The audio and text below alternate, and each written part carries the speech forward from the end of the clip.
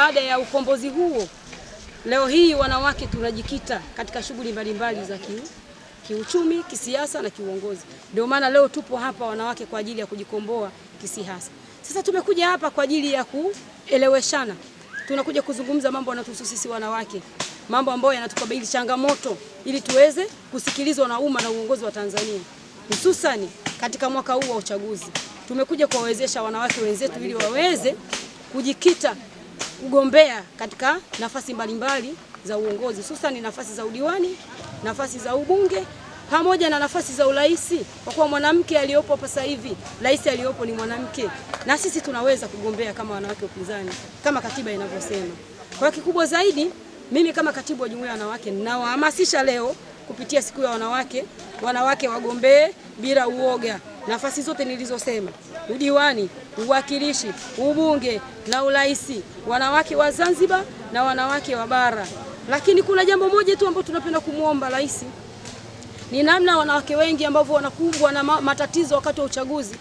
Tunaomba jambo la mwanamke kuingia kwenye uchaguzi na kuweza kunyanyasika, kwa maana kusumbuliwa na mapolisi, kutishwa, kutowashirikisha kugombea kwa maana wamegombea, wamesahau au wamekosea nafasi kujaza fomu. Tunaomba Mheshimiwa Rais ili jambo alisimamie, ili wanawake wanapogombea, basi tunajua wanawake wakafu, wanawake vyama vingine huo wanapata, lakini isipokuwa utaratibu na mfumo wa siasa zetu za Tanzania, mwanamke yule anashindwa kupata ile nafasi au kutangazwa. Hivyo basi uongozi wa Tanzania hii, hususan Mama Samia Suluhu, tunaomba atende haki wakati wa uchaguzi mwaka 2025. Wanawake wanapokwenda kugombea, basi mwanamke akishinda atangazwe.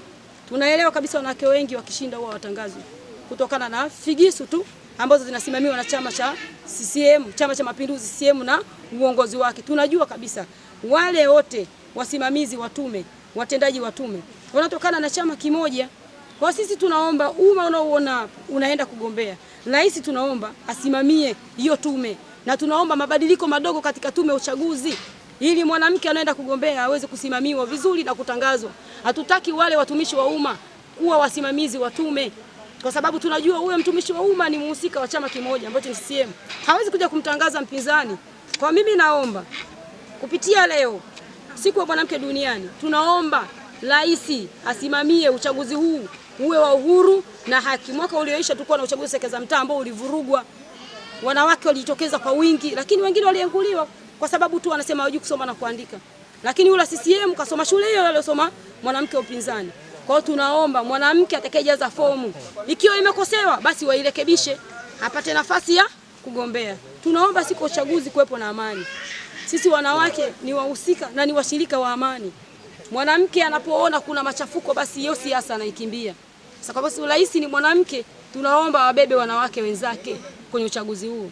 Lakini kuna mambo ya ukatili wa wanawake na watoto wa kike unafanyika sana, na watoto wa kiume.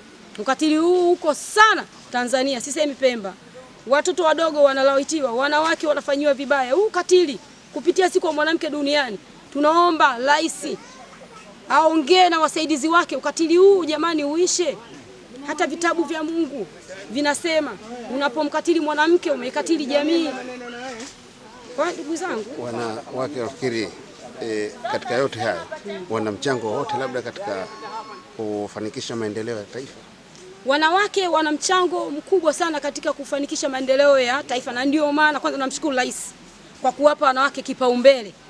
Ameweza kuwateua wanawake katika nafasi nyeti, kwa maana ndio wachochezi, ndio kichocheo cha maendeleo ya Watanzania. Ukiangalia yeye mwenyewe kwanza ni mwanamke ambaye ni rais, na ndio maana unaona maendeleo hapa kidogo Tanzania yapo. Wanasema mnyongeni haki yake, mpeni. Tunamshukuru sana rais kwa namna alivyofanya, namna anavyochochea maendeleo. Lakini